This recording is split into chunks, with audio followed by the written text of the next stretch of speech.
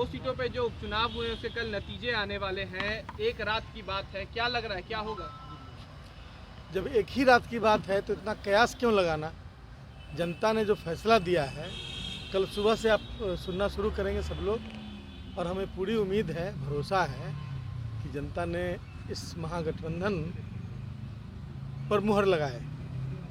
और यह सिर्फ इस महागठबंधन पर मुहर नहीं है, पूरे देश में फिरका परस्त ताकतों के विरुद्ध खड़ा हो रहे समाजवादी सोच की पार्टियों और नेताओं के ऊपर मुहर होगा। हमें पूरी उम्मीद है कि दोनों सीट हम भारी बहुमत से जीतेंगे। सर, एक और उपचुनाव होने वाला है कुडनी में, वहाँ पे आपके ही विधायक थे अनिल सहनी, अब उनका सीट खत्म हो चुका है।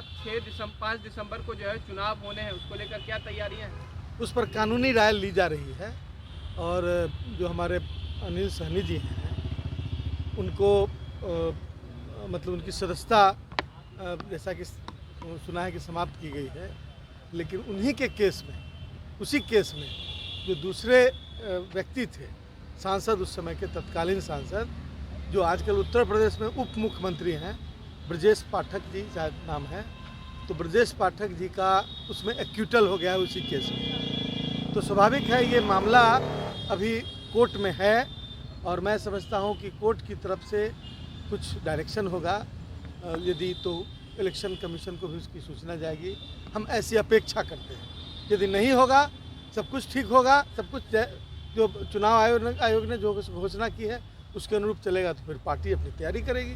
बिहार के बक्सर में 9 मुख्यमंत्री पहुंच रहे हैं। 15 तारीख को बक्सर में अलग अलग राज्यों के 15 मुख्यमंत्री पहुंचने वाले हैं। राज्यपाल, क्या लग रहा है बीजेपी शक्ति प्रदर्शन करना चाह रही है?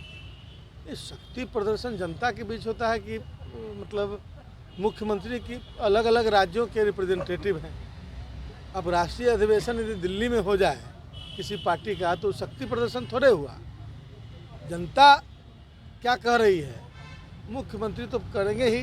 पिछले कुछ वर्षों में जिस तरह के उपाय किए गए हैं, राज्यों के विस्तार, राज्यों पर मतलब जैसे पुराने ज़माने में राजा, विस्तारवादी सोच का राजा दूसरे रियासत पर, दूसरे राज्यों पर हमला करके उसका कब्जा करने की कोशिश करता था, उसी तरह की व्यवस्था बनाने की कोशिश की जाती रही है। तो उस तरह से जीते हुए जो राज्य हैं और उसके मुख्यमंत्री को इकट्ठा होकर भी क्या कर लेंगे। जनता इकट्ठा हो रही है उनके विरुद्ध। सर, एक आखिरी सवाल है, बीजेपी कह रही है क्या तेजस्वी यादव को अपने विधायकों पे भरोसा नहीं है, क्योंकि 5-5 जो मंत्रालय है अपने पास रखे हुए हैं, ऐसे में स्वास्थ्य विभाग का क्या होगा? ये भरोसे की बात है क्या? इसमें कॉम्पिटेंस का मामला है। पिछली बार भी तो तेजस्वी प्रसाद यादव जी के पास विभाग थे और आज भी हैं। तो जैसे जैसे जो अनुभव होगा वैसे वैसे धीरे धीरे विभागों के, अब देखिए ये पूरा का पूरा डिस्क्रिप्शन चीफ मिनिस्टर का होता है, किसको क्या विभाग दिया जाए ये मुख्यमंत्री की प्रेरोगेटिव होती है। तो मुख्यमंत्री ने जो डिसीजन लिया है उसको किसी दूसरे एंगल से नहीं देखा जाना चाहिए। मुख्यमंत्री काफ़ी मैच्योर्ड मुख्यमंत्री हैं हमारे, और उन्होंने डिसीजन लिया है कि यदि इतने विभाग तेजस्वी प्रसाद यादव को दिए गए हैं या आलोक मेहता को दिए गए हैं, तो इस पर दूसरे के सवाल खड़ा करने का कोई मतलब ही नहीं। आरा में जो हत्या हुई है, गोपालगंज में आप लोगों की जीत होती है तो श्रेय किसको देंगे, क्योंकि मुख्यमंत्री तो प्रचार के लिए दोनों जगह में से कहीं नहीं पहुंचे हैं। मैंने, आप क्या चाहती हैं कि हम किसी को क्रेडिट न दें? ये विचारों का संगम था महागठबंधन, और महागठबंधन के पक्ष में मुख्यमंत्री जी ने स्वास्थ्य कारणों से नहीं जाने की वजह से अपने संदेश दे दिए थे। जनता तो एकजुट है ही, हम पूरा क्रेडिट जनता को ही देंगे, हम सब लोग मिलकर, नीतीश कुमार जी भी, लेकिन हमारे तमाम जो नेता महागठबंधन के हैं एक सूत्रबद्ध हैं।